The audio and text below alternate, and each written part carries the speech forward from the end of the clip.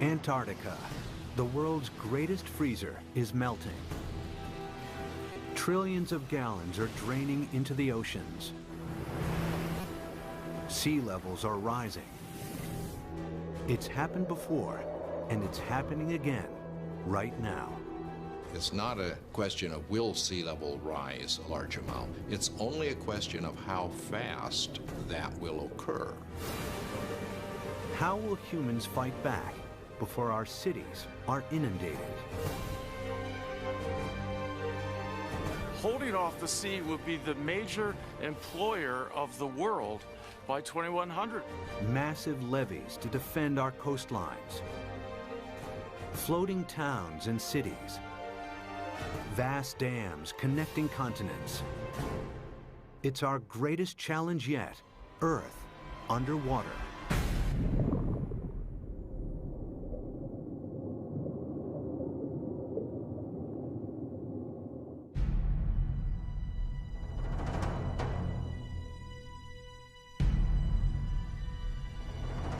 This is New York in the 24th century. Sea levels have risen by 120 feet. Manhattan is flooded. What could cause such a terrifying scenario?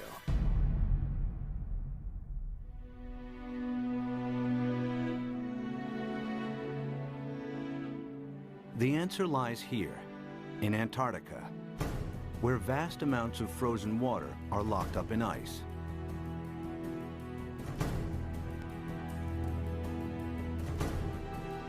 Some of Antarctica's ice sheets are more than 2 miles thick. If melted, this ice would dramatically raise sea levels. And the melting has already started. Taxi checks complete.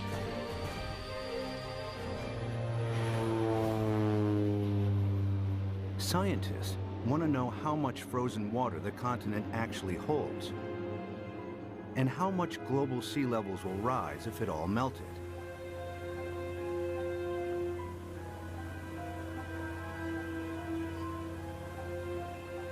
Specially equipped aircraft send radar beams deep into the ice, which reflect off the bedrock and measure the depth of the ice sheet.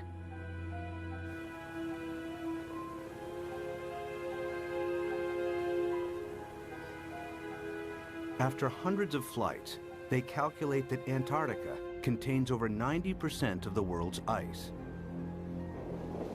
Together with Greenland, it's enough to raise global sea levels by an astonishing 230 feet.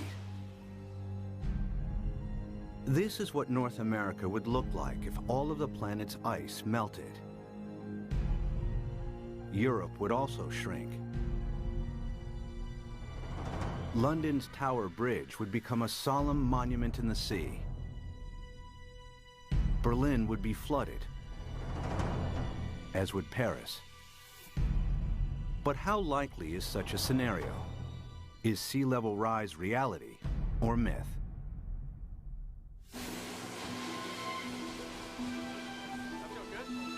Professor Peter Ward is a paleontologist and astrobiologist. He's written extensively on the history of life on Earth.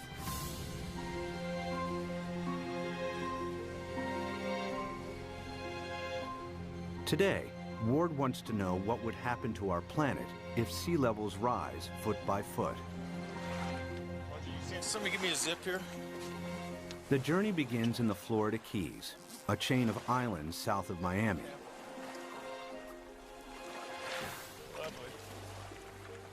He's looking for clues from the past that may help predict the future of our planet. All right, guys, you want to go swimming? You ready?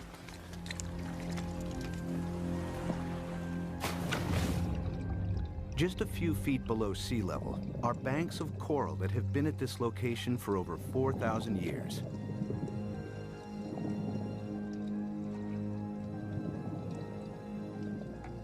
During this period, sea levels have been stable, not just in Florida, but around the world. Who's going swimming with me? Come on, boys.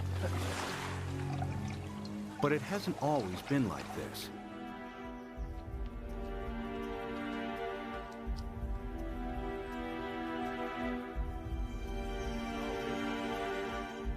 A few hundred yards from shore, Peter visits an abandoned quarry that reveals startling evidence from the past. Oh yeah, beauty. Nice. Look at this dude. Sitting right in growth position, grew straight up. Very nice. I came here at a very young 23 years of age. Our professor brought us to this quarry and said, this is a perfect reef, and it is. Look at this big coral sitting right in place. This is how corals grow straight up. And not very far offshore from us, we have these same corals living in place. And these things have to live in at least 10 feet of water. So we're sitting here. There's not been any volcanism. Nothing has lifted Florida up. How could you get this coral this high up in the air now, unless you had sea level, at least another 10 feet above this? It was the first indication to me that sea level, which I knew had gone down and come up, but I had never thought that it could be higher than it is now. If history repeats itself, our coastal cities would be inundated. Sea level rise is not a myth. It could happen again, just as it's happened before.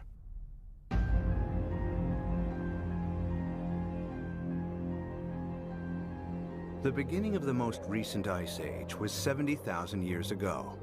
The ice sheets expanded, the planet's landmass grew, and sea levels fell.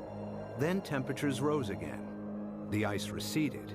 Sea levels climbed and eventually settled at today's coastlines. But global temperatures are on the rise again. This time from humans burning huge amounts of fossil fuels. They produce CO2 and other greenhouse gases that heat up our atmosphere. Whenever global temperatures rise, sea levels follow. We have emitted so much carbon dioxide that the amount of carbon dioxide in our atmosphere has increased by about 1/3 in the last 100 years, and it is now higher than any time since at least 1 million years. We expect about 3, 4, even 5 degrees centigrade warming in this century. The warmer it gets, the faster the sea level rises. That means sea level rise will get faster and faster as we heat up the planet more. Of course, predicting future sea level rise is difficult, as the planet has never before experienced the dramatic increase in CO2 of the last 100 years. But Professor Rahmstorf's climate model predicts a maximum 6-foot sea level rise this century, as higher temperatures kick in.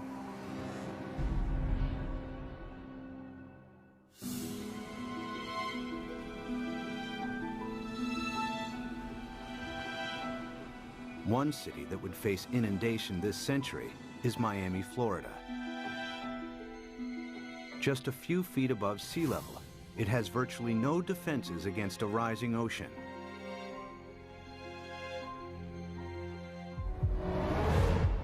After 1 foot of sea level rise, these beaches would be regularly flooded at high tide. After 2 feet, many roads would be submerged. After 3 feet, if a hurricane strikes, the surging water would overcome sea defenses and cause flooding deep inland. Much of the region's coastal real estate would be ruined. We are looking at millions and millions and millions of dollars of real estate here. And we can assume that every one of these things is $500,000 to $1 million. We've got 100 here, we've got $1 billion in a very short area through here. So our $1 billion of houses, we get 1 meter, 3 feet of sea level rise, and every single one of these houses is useless. Who's going to buy them? What happens to this $1 billion of real estate by the time we get 3 feet? I mean, it's gone. It's useless. It's just, you scrape it off with bulldozers, and you just leave it here. That's what will happen. It'll just be left here. And it's not just residential properties that will be affected. Think of all the wharves and all the places where ships offload and unload all the goods and services. And if sea level rises even 3, 4, 5 feet, every single one of those ports has to be replaced. The cruise ship lines, there are billions of dollars of infrastructure that even a small sea level rise takes out. You got to rebuild it all over again. After 4 feet of sea level rise, electricity supplies would be affected as coastal power plants are flooded. After 5 feet, some of Florida's freshwater resources would be contaminated with seawater, and the Everglades National Park becomes a vast bay. After 6 feet, millions of Floridians would have to evacuate the state. So what's going to happen to Florida? By 2100, we'll be at least 4 to 6 feet higher. So this tide, which is not a high tide, will be about here, up to here. There's no way that we can keep the sea back as it rises. Miami-Dade County will be severely diminished.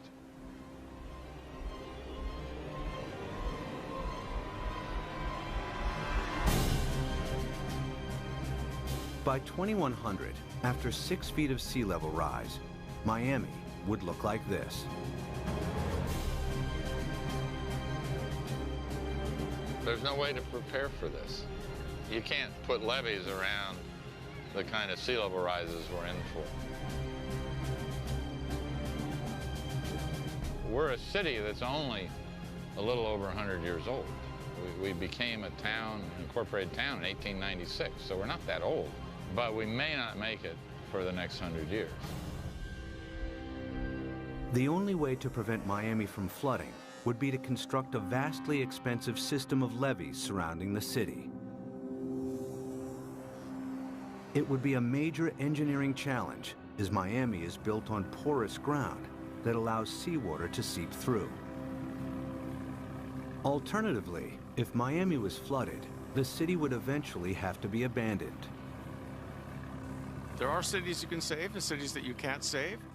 And the choices will be based on, can we dike it off, can we put it off, or is this too expensive, not worth the price, not worth the effort? One city determined to defend itself against the sea is New Orleans, Louisiana. During Hurricane Katrina in 2005, large parts of New Orleans were flooded after a storm surge raised sea levels by 20 feet. The city lies several feet below sea level. Its antiquated locks and levees weren't strong enough to hold back the rising sea. As the storm pushed the Gulf's surging waters into Lake Borgne and onwards into the city's canals, New Orleans' sea defenses broke in 50 places. We had some levee and flood wall failures in the hurricane system, and the combination of that overtopping of the levees and the flood walls that failed caused massive flooding throughout the city. About 80% of the city of New Orleans was flooded following Hurricane Katrina.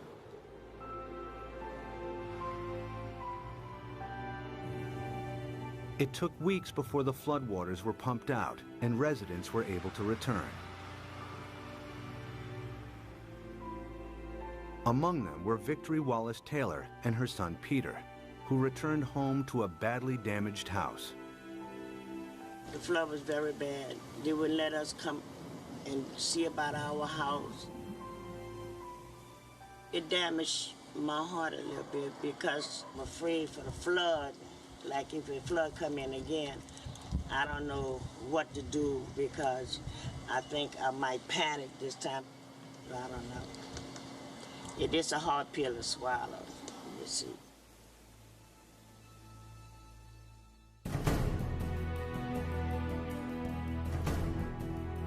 To prevent New Orleans from flooding again, the U.S. government is investing billions of dollars in the city's sea defenses. Along the riverbanks, the U.S. Army Corps of Engineers is strengthening New Orleans' levees and locks. Their work here provides future insight into the kinds of construction that may be needed to protect coastal cities around the world against rising sea levels. We learned a lot of key lessons, and some of the key lessons learned were incorporated into the designs for the Greater New Orleans Hurricane Storm Damage Risk Reduction System. And that system is a series of many different aspects. It has flood walls, it has pump stations, it has levees. There's the series that we call the multiple lines of defense. New Orleans defense takes a unique approach against the rising water by confronting the enemy itself. The flood surge that broke its sea defenses approached the city from Lake Borgne, a lagoon east of New Orleans. It's here where the U.S. Army Corps of Engineers is focusing its efforts. What we've done now is we've moved the defense of the city out. We're about 12 miles from downtown, about 8 miles away from the 9th Ward, which is flooded. What we've done is we moved the protection from downtown, the heart of the city, left it in there, improved it. We've moved all the way out here, 8 miles out to the edge of Lake Borgne, where we now have this brand new structure which works as a primary line of defense. New Orleans is made up of the best topsoil from the United States that came down the Mississippi River and built up down here. However, back in graduate school, the whole idea was that the better it is to grow something on, the worse it is to build on. Well, this is the topsoil of the nation down here, so it's the worst possible stuff to build in. What you see behind me is the Hawken. It is a pile-driving crane brought in from Seattle, Washington, across the Pacific Ocean, down to the Panama Canal to New Orleans to build this particular gate and the barge gate. And what we've had to do is go down 60 feet through the newer material down to the old Pleistocene clay, and that is our basis. So the main wall itself goes down to minus 130 feet, and the batter piles that brace it are down to 190 feet. All tall buildings in New Orleans, the dome, everything is based upon piles. The new seawall also has to allow ships to pass through.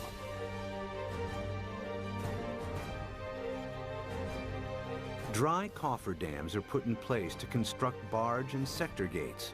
The concrete is poured, the dams are flooded, and the gates can be completed.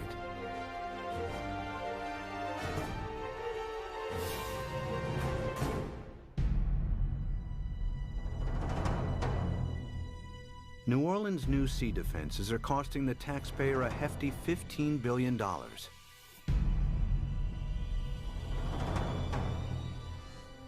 But their design only accounts for storm surges that build from sea levels today.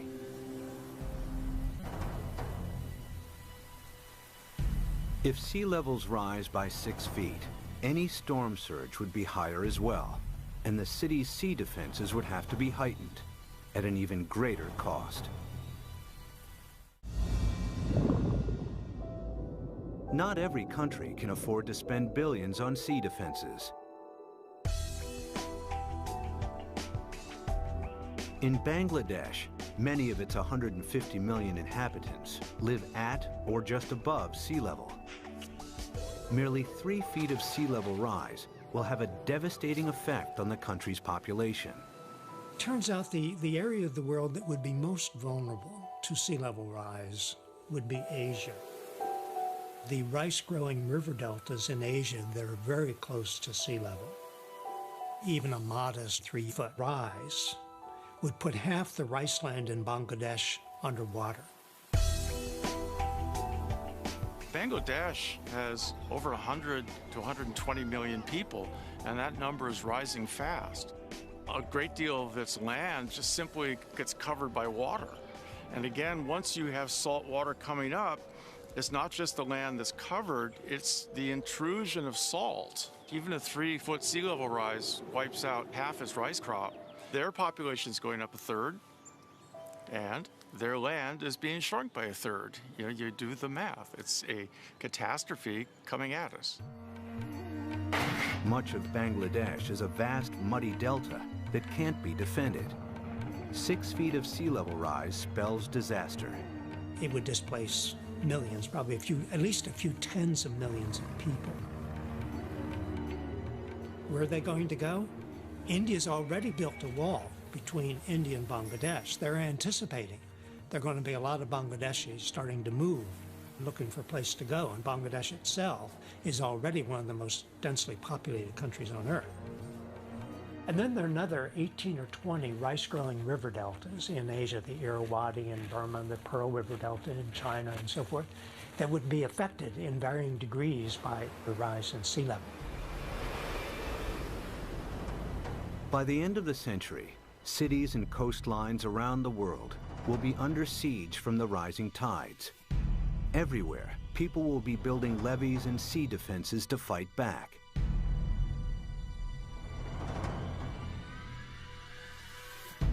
But sea level rise won't stop at 6 feet. They're likely to rise at an even faster rate. As the predicted melt of Greenland and Antarctica accelerates, exposed cities may not have time to build new sea defenses.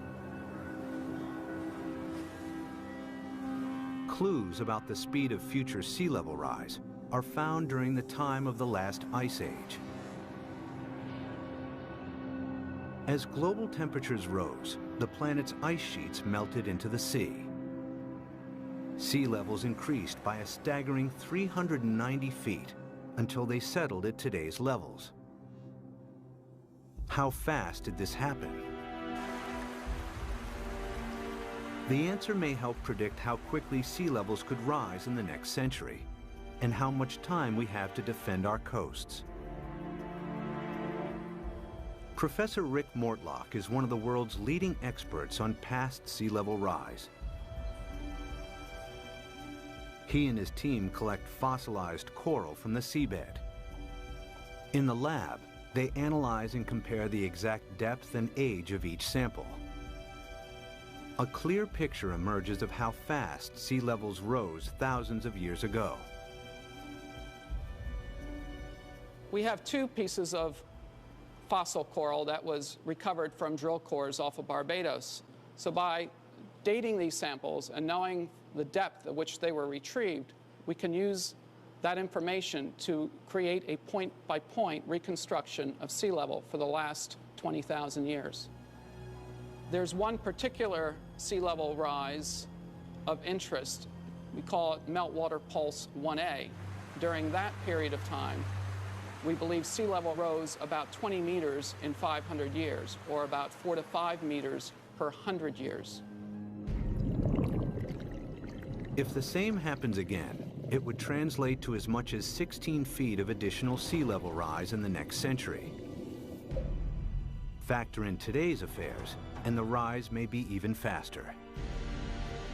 If we don't get emissions under control, the rate of sea level rise will keep accelerating. And so in the next century, it's not only that we get the additional 5 to 7 feet that we got the last century, that's going to happen, but we add on to that. So now we're looking by 2200, probably at least 15 feet above, and probably 20. By 2100, the cities will know that they are doomed. The coastal cities, anyway. If the oceans rose with accelerating speed, the planet's most exposed cities may not have time to build adequate sea defenses. Sea levels would rise by 16 feet per century. New Orleans could flood, followed by Miami. Miami's the worst off, and New Orleans, those are 2 cities that will have to be abandoned, I imagine. As southern Florida is lost to the sea, other coastal regions will also struggle to hold back the tides. Among them is the San Francisco Bay Area, with its 7.5 million people. The San Francisco Bay Area is particularly vulnerable to sea level rise because of our history. Although the bay is big, it's very shallow. 2/3 of it was less than 12 feet deep. So lots of it was filled and reclaimed. We're standing here on reclaimed land, and all of downtown San Francisco, the financial district, is on reclaimed land. We've already seen 7 inches of sea level rise in the bay over the past century. We know this because the longest continuously operating tide gauge in America is at the Golden Gate. So we have 154 years of data. We're just now beginning to realize with accelerated sea level rise, we're going to have to prepare and have a new plan for how we deal with it in the Bay Area. If sea levels rose by an additional 16 feet per century, hundreds of thousands of people would lose their homes in the Bay Area.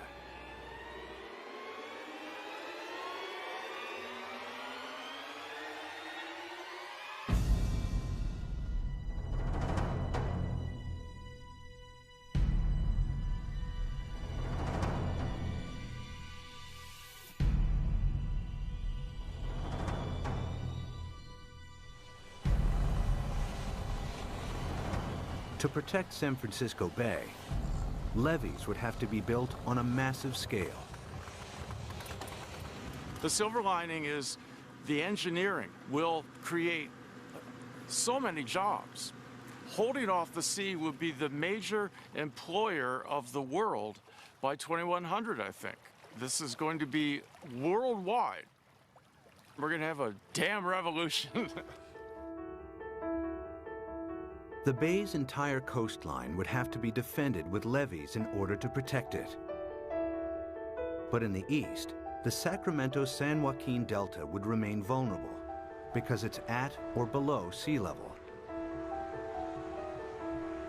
The Delta has some of America's most fertile farmland. The most important part is food. It's unbelievable the proportion of human food that comes from land that is at sea level, not necessarily right next to the sea, but at an elevation that will be impacted by sea level rising.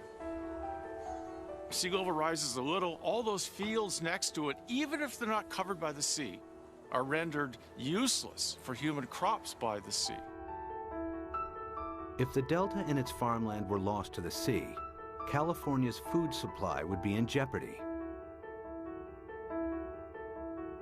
The Delta is also one of the main sources of fresh water on the American West Coast. This is the hub of California's water supply. 26 million people drink water that comes from this estuary. That's a huge number. 2/3 of the population of California gets water from this estuary.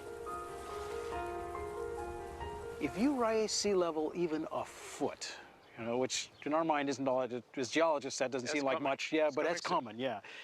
If you raise sea level a foot, the work that we've done suggests that you will salt up this end of the Delta, even if the levees all stay together, even if they don't fail. If sea levels rise by 6 feet this century, local rivers will be contaminated with salt, and California's main fresh water supply will be lost. In the next century, after an additional 16 feet, the entire Delta will be claimed by the sea.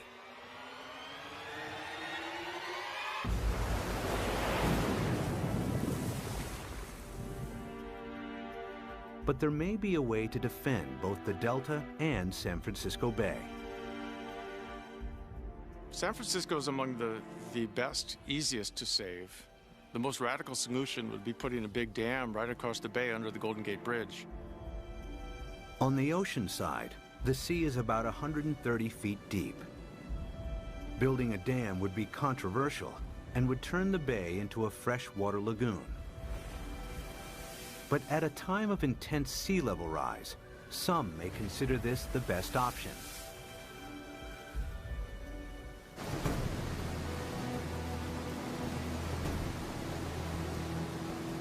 Using cutting-edge technology, huge dredgers could pick up sand from the seabed nearby and deposit it as the dam's foundation.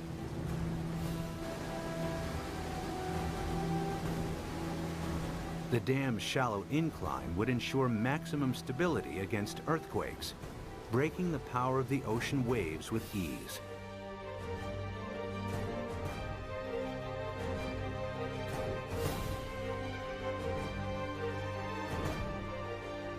Vast pipes and pumps would be installed to keep the bay's river water flowing out to sea.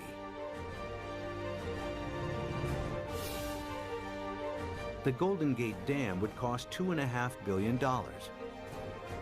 and could be heightened to deal with any sea level rise in the future. San Francisco and the Bay Area would be saved.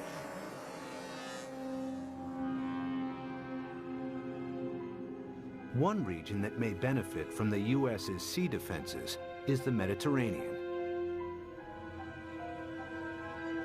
It's flanked by countries both rich and poor that have thousands of years of history. The Mediterranean has a unique feature, a narrowing at its mouth. The Straits of Gibraltar are between 10 and 20 miles wide, stretching from southern Spain to Africa. A dam could keep the rising water of the Atlantic separate from the Mediterranean. There's been a plan since World War II, for instance, to put a dam between the Rock of Gibraltar and Morocco on the African side. A dam big enough that sea level rise does not affect the Mediterranean. But building a dam here has one major drawback. Every year, the Mediterranean loses 2 feet of sea level through evaporation that is compensated by the inflow of water from the Atlantic. The dam would cut this off. In the case that you build a dam in the Gibraltar Straits, there will not be the flow of water from the Atlantic. So in the case that you cut the flow, so there will be a evaporation, there will not be compensation, and there will be a permanent drop of the water level. After years of evaporation, the Mediterranean would turn into a stagnant saltwater lake. Eventually, the sea would dry out. And if then the sea level would rise, let's say another... Sea defense engineer Peter Janssen maps out possible solutions on how to keep the Atlantic flowing while building the world's largest super dam. I looked at the surroundings. I looked at what may be required to make a closure. And then, well, I thought it may be feasible.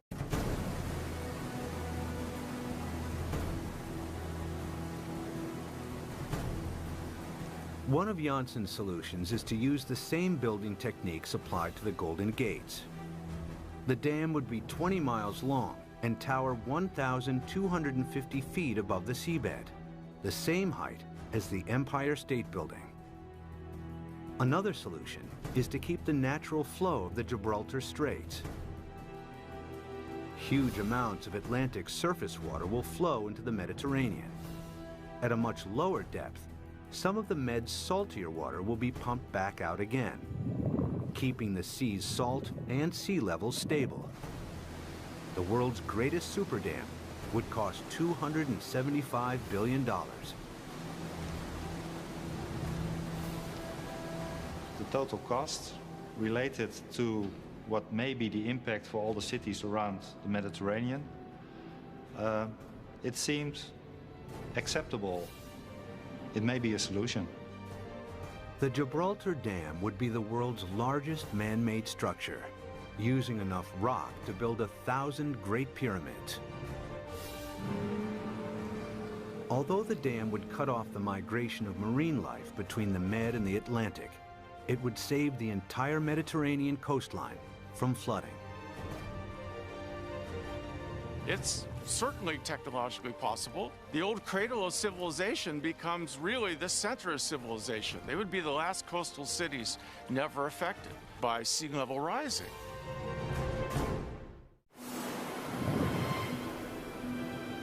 By the end of the next century, sea levels could rise by nearly 22 feet.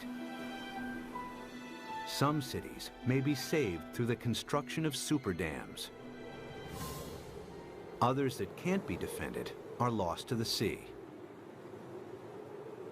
Exposed countries too poor to build defenses are flooded. Around the world, hundreds of millions are displaced. It's likely that by the 23rd century, the ice sheets will melt at an even faster rate, and that the oceans will rise with increasing speed. The planet's growing population and a continuing hunger for cheap energy could make it worse. The problem that I see again is the number of people. Every new person is going to want housing. Every new person is going to need food, obviously, and want transportation. Let's say that all of us cut our gas emissions. So 6.5 billion of us cut down by a third all our usage, and then we raise the population by a third. All those new people are just adding back to what we've cut away. Some scientists believe that our CO2 levels could quadruple over the next centuries. It would mean reaching CO2 levels last seen over 50 million years ago, when there was no ice on the planet and when sea levels were more than 230 feet higher than today. In the worst case, if we are so foolish as to burn all the fossil fuels so that carbon dioxide increases to more than 1,000 parts per million, then there's no question we will melt all the ice on the planet, which would mean a 75-meter or almost 250-foot rise in sea level. It's not millennia. It's not going to take thousands of years. The forcing of humans is so large that it will do the whole job within a timescale of centuries, I believe. This is the worst-case scenario. CO2 levels triple, global temperatures dramatically increase, and the Antarctic rapidly melts. The world's coastlines are eroded as sea levels rise by an additional 50 feet by the end of the 23rd century. One rich city that would struggle to defend itself is London, Western Europe's largest metropolis. Its main river, the Thames, is tidal, and water levels vary by up to 22 feet. The Thames barrier defends the city against storm surges from the sea. If a tide is unusually high, the barrier closes its gates, and inner London is protected. If sea levels rise by 6 feet, the barrier would have to be replaced by a huge seawall upstream. But if they rise by 50 feet per century, there may not be enough time to build adequate sea defenses. It would be a disastrous situation. It would mean you simply can't inhabit the coastal areas because you will have a continually changing sea level. So we really do not want to go down that path.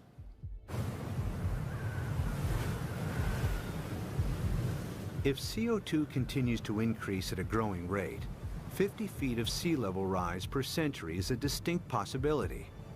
The swiftly rising oceans would bypass any new seawalls. London and large parts of England would be flooded within a few centuries. The worst case scenario is when we have maybe 4 to 6 feet within a decade. That's not the kind of thing where you sort of sell your houses and say it's going to be okay. But you're trying to get out of there without drowning. It's going to challenge the existence of civilization. One of London's most famous landmarks, the Tower Bridge, would become a somber outpost in the sea.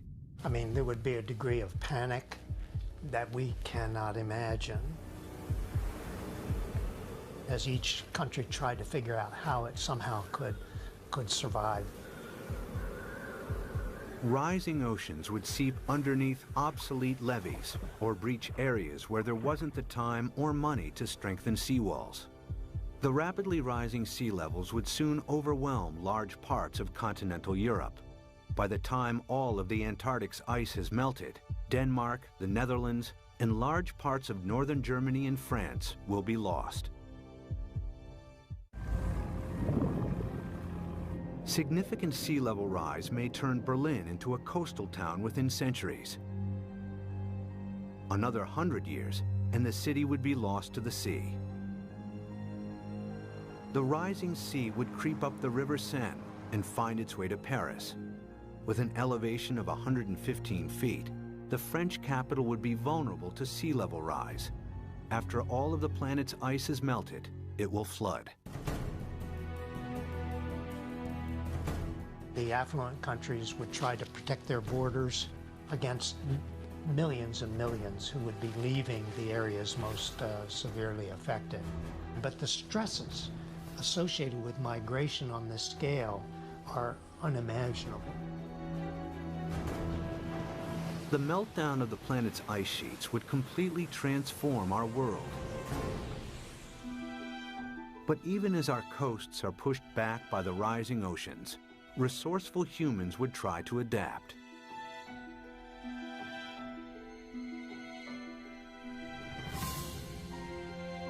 There are already plans to rescue New York.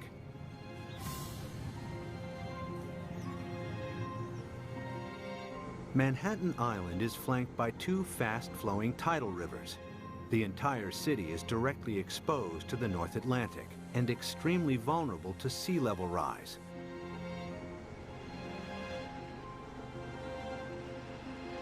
Professor Malcolm Bowman is an oceanographer and expert on the effects of sea level rise in New York.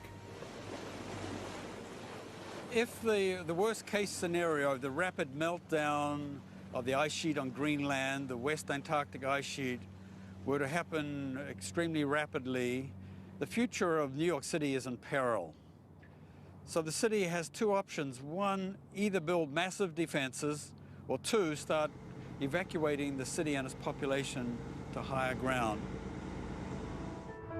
The flooding of New York's underground installations would only be the first in a series of catastrophic events. After the first 6 feet of sea level rise, parts of lower Manhattan would be submerged.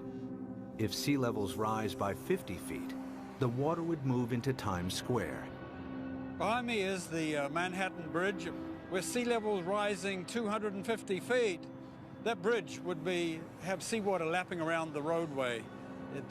New York City as we know it would not exist. But there is a way that New York might adapt even to extreme sea level rise. The idea is to build on water. Here in the Netherlands are several communities of floating houses. Koen Olthuis is a visionary architect who believes these houses are the beginning of a new trend in design and construction. So what you will see is that people go and design floating apartment buildings and really floating structures like 200 by 200 meters with roads on top of it and with cars on top of it and houses. Such floating cities could be built with a new lightweight material that's like a concrete sponge. The beauty about floating cities is that you don't have to protect them from nature. They just go on with nature, they live with nature.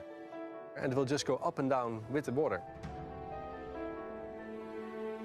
Olthuis has designed a seawall to protect Manhattan, with floating districts attached to it. New York, we're going to build a new Wall Street around it, around Manhattan. So we can redesign the city around it, or even having floating leisure around it, floating agriculture. A floating New York is still in the concept stage. But one day, this may be the solution for hundreds of coastal cities facing inundation.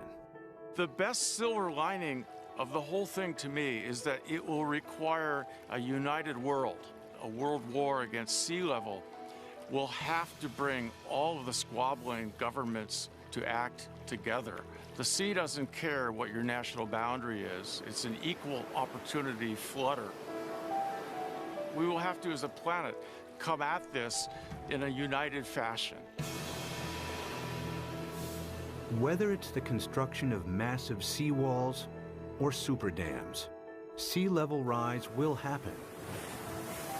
The question is not if, but how fast and how much our oceans will rise. Much will depend on our own CO2 emissions. Humans will need all their ingenuity to meet the world's greatest challenge yet. When 7 p.m. feels like this, you must be watching the National Geographic Channel.